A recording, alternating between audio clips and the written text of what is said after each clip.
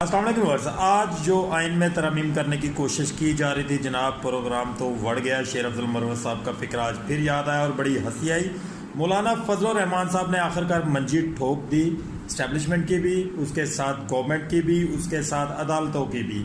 आपको ये बात बताएं, ये तमाम तर सहूलियात काजी फ़ाइज़ ईसा साहब को देने के लिए तरमीम की जा रही थी। तरमीम में काजी फ़ाइज़ ईसा साहब के लिए पहली एक्सटेंशन ऐसी होनी थी कि पहली एक्सटेंशन के ऊपर किसी को भी नामजद नहीं किया जाएगा। जो चीज़ चल रही है वो एज इट इज़ चलती रहेगी और काजी फ़ाइज़ ईसा साहब 3 साल के लिए एक बार फिर विराजमान रहते पूरे पाकिस्तान के गर्दनों के ऊपर और सर के ऊपर। जिसकी मर्जी चाहे गर्दन काट देते और जिसका मर्जी चाहे सर काट देते, उनसे कोई पूछ गछ भी ना होती। और उनको ऐसी पावर दी जानी थी कि उनके फैसलों को कोई भी चैलेंज ना कर पाता और वो जो भी फैसला दे देते वो पत्थर पर लकीर हो जाता और आइन जो है वो